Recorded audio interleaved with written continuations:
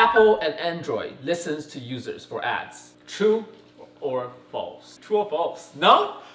Yes, no, yes. Yeah, although I would like to believe that, and I also know that Apple is very strict, like in like privacy and stuff. Things happen, you know, that when you talk about something in your conversation, somehow that it just comes up, right? Yeah, the ad will just come up.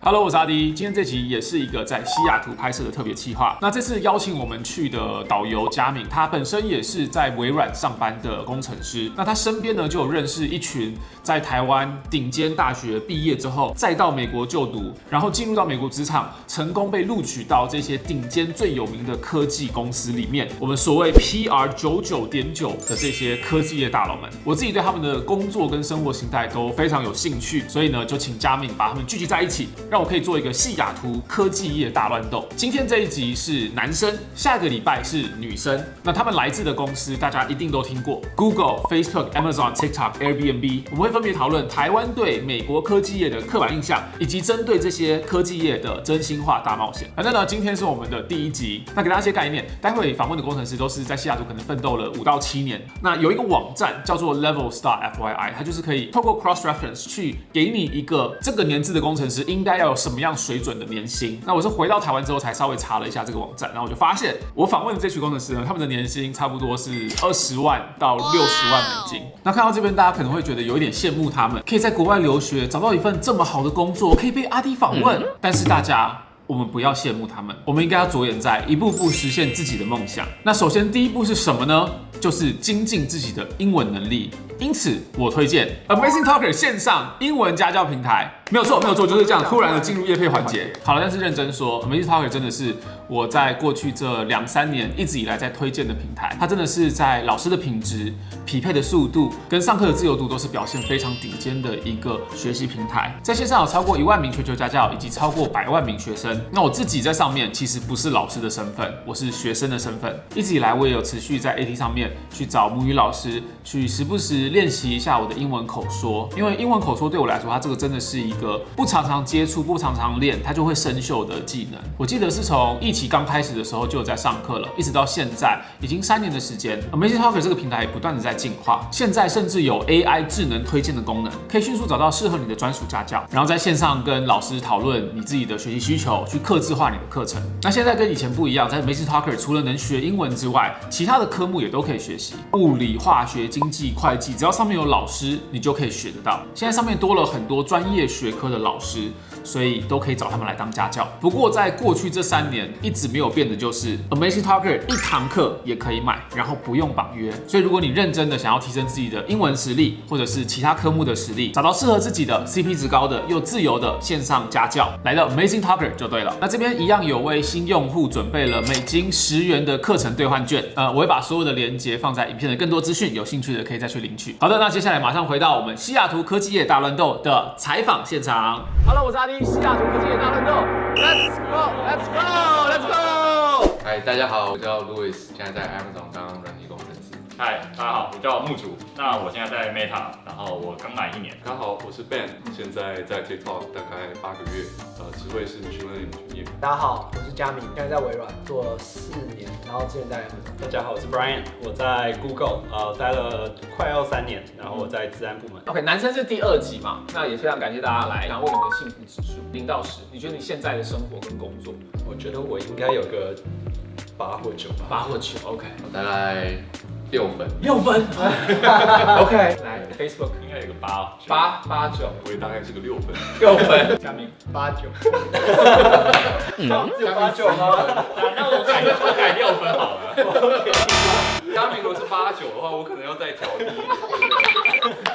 就是 Amazon 跟 TikTok， 你们是因为工作的压力跟时数比较高吗？我觉得普遍还是会有，因为像是 Amazon 有 on call，on call 真的是一个蛮 tough 的 experience，24小时待命，然后晚上常常会被叫起来。就是 Amazon， 在我在的时候啊，就我们有一个软体，然后叫 Home Paging， 现在还是吗？对，差不多。会安装在你的手机里，就是一有事件发生的话，然后手机就会就是警铃大作，你就会有时候睡觉会睡不好，就想说，他到底有没有响？其实我们就是把急诊室那一套拿来科技公司做，然后我们的病人就是那些 server， 压力真的是蛮大，就是曾经会有抱着电脑睡觉。所以 Google 也有 on call。Google 也有，但是我们还有一个 on-call team， 他们会先被 page， 他们是 first line， 然后他们如果有不能 handle 的 issue 才会到我们这边。OK。那为什么会说 Amazon 的压力最大？如果说 on call 在 Amazon 就少了中间那一层 ，on call 就是 engineer，engineer 直接 on call。OK。其实我可以讲一下 TikTok 的 on call， 因为 TikTok 嘛，其实大家知道就是中国公司嘛，然后所以我们就跟中国那边也会有很多合作。其实我们的 on call 是分12小时，我们是不会有就是在半夜要起来处理问题的时候，这是一个好处。OK。相对 TikTok 其实就是刚刚讲，那是个优点，只不过也其实是个缺点，因为他们其实有很多 meeting 嘛。因为我当初就是有去了解一下 TikTok， 因为时差的关系，所以他们为了配合那些 meeting， 就他们晚上虽然说不用 on call 了，可是晚上要跟中国那边的人 sync。所以有时候他们的 working hour 就会到晚上10点11点。对，这也是主要一个就是工时会拉长的原因。做到你们现在这样子都已经在美国了，然后一定年资，然后工作也相对稳定。你们现在追求的是什么？就是你们现在的目标会是什么？我觉得我追求的是一个 impact， 我希望我可以。我知道更新、更 innovative 的 system， 然后希望可以环游世界。但这个真的是在自我实现最高层级了，就是你其他的 needs 都已经 take care of， 然后你才会想 impact 这件事情。我觉得跟 Brian 大概也差不多，就希望自己的能力可以去影响到整个就是业界这样子。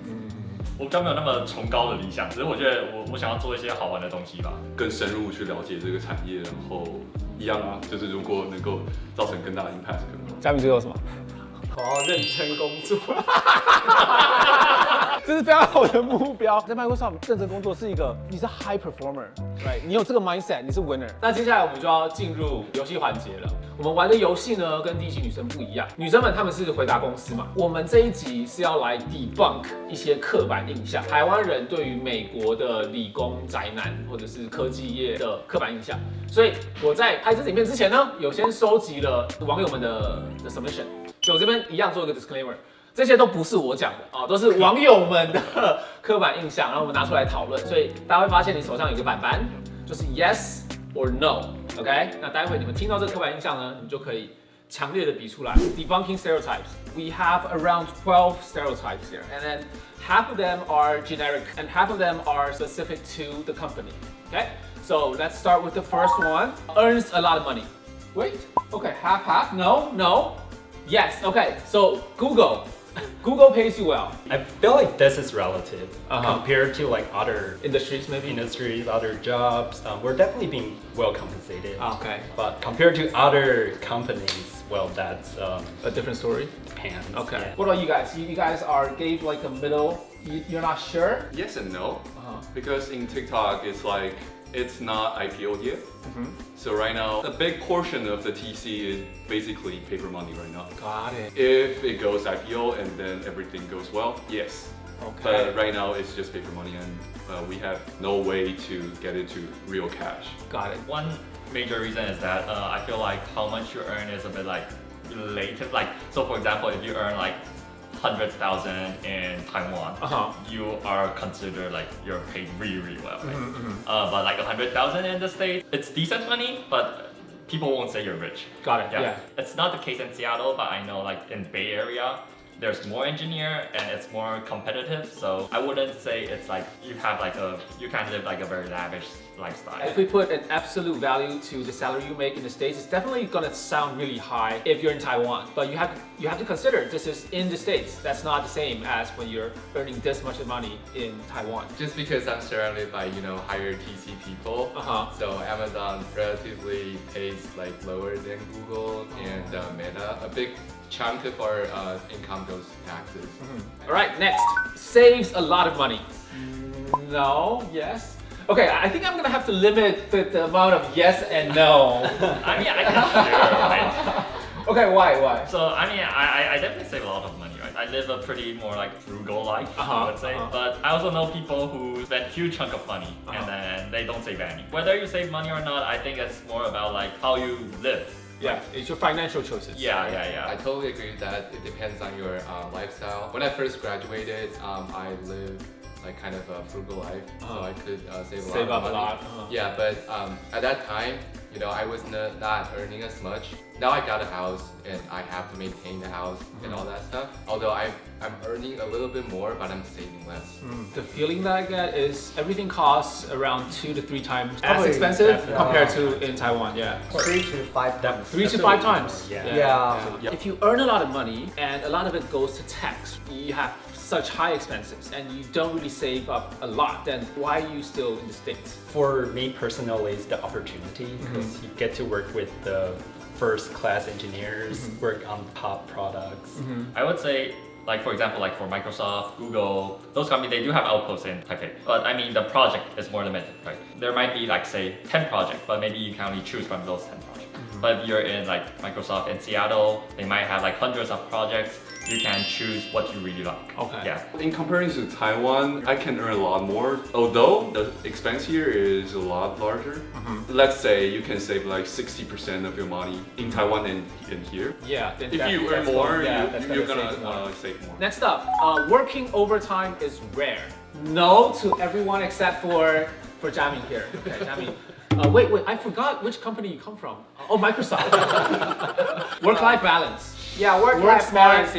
Work smart. For everyone else, you do think you guys have to work overtime? We have busy season. A lot of the times you just have to have dinner at the office and stay until 11. That's normal. We have to have a lot of meetings with China teams, and that's probably why we need to spend a lot of time just overtime. Can I ask like how much free time you have on a weekly basis? Do you guys have weekends off? Yeah. Pretty much every weekends. weekend. Okay. Do you guys have your nights to yourself? Most nights.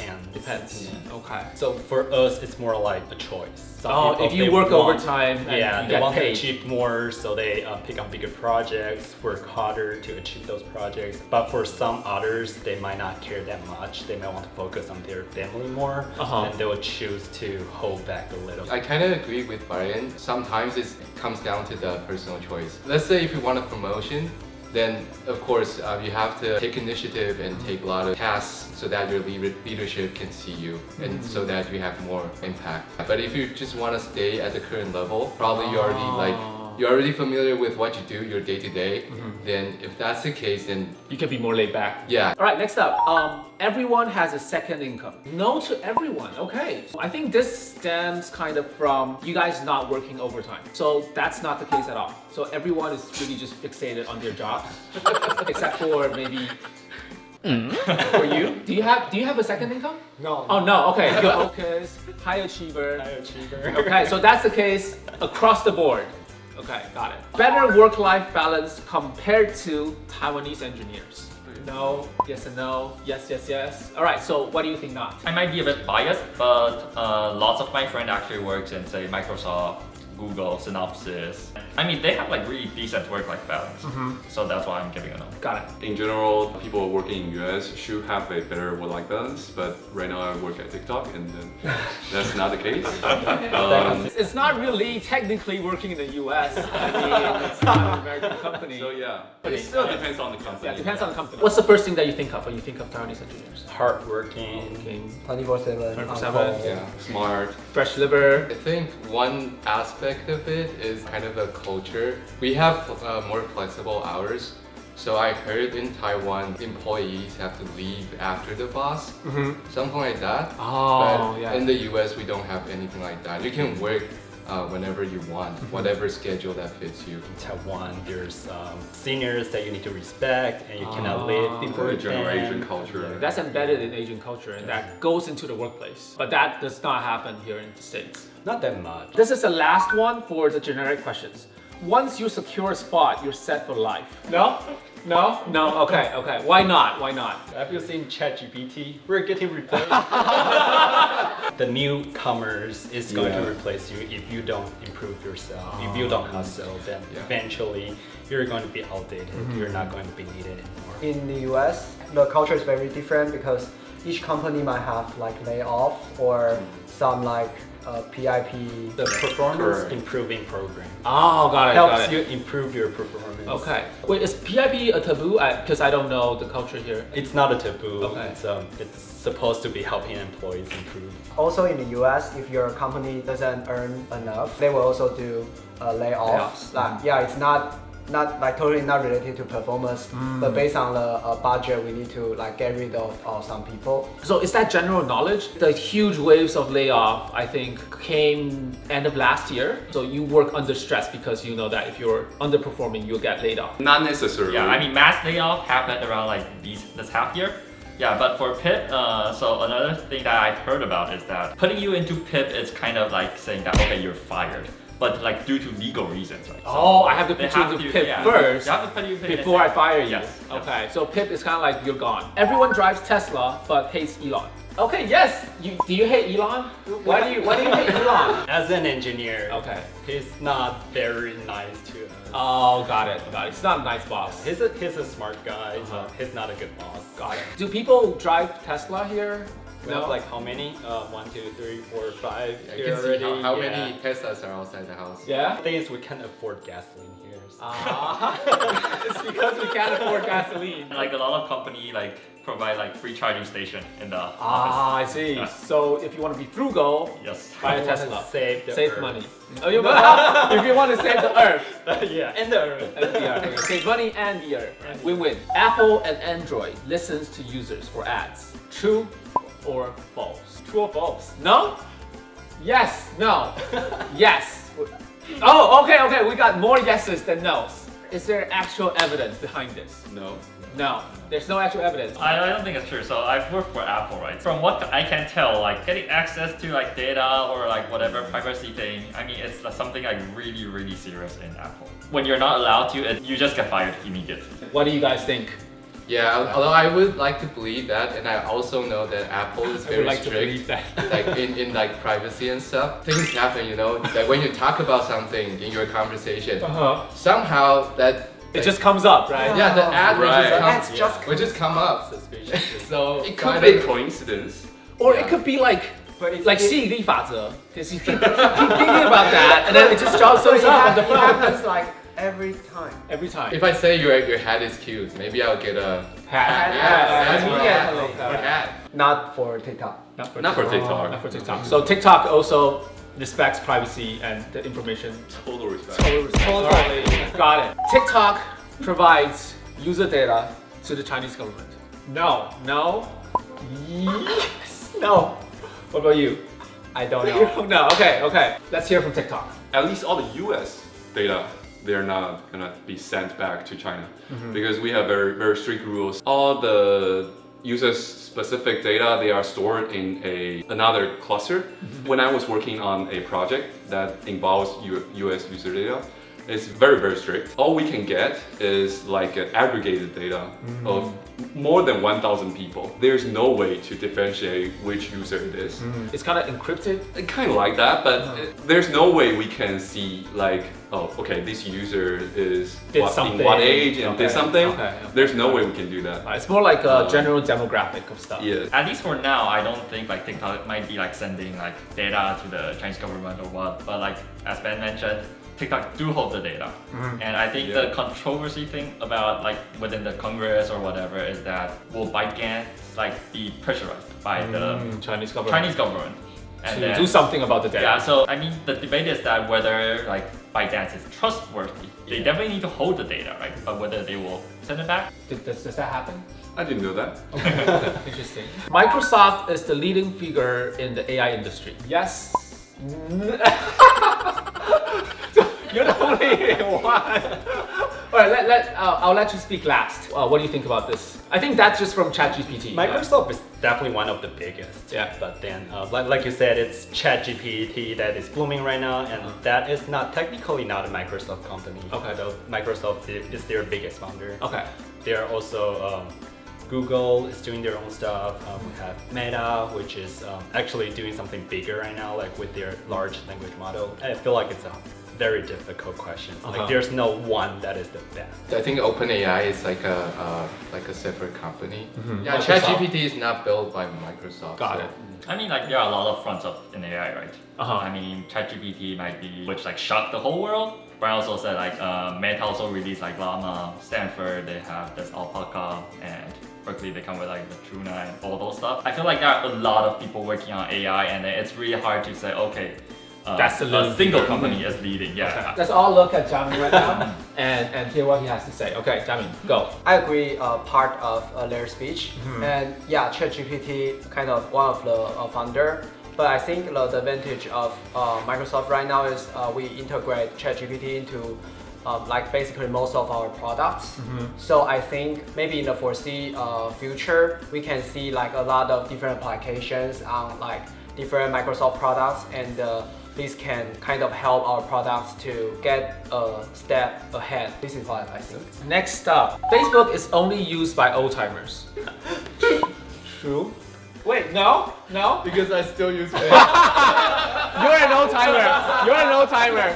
A whole line of like products with a Facebook, right? So for example, apparently like younger people use more Instagram. Yeah. And for example, like the demographic for people using Reels, like the normal post of Instagram, is also pretty different, right? I would say yes, Facebook is indeed like geared toward more like the Millennials. Well, maybe even a bit older.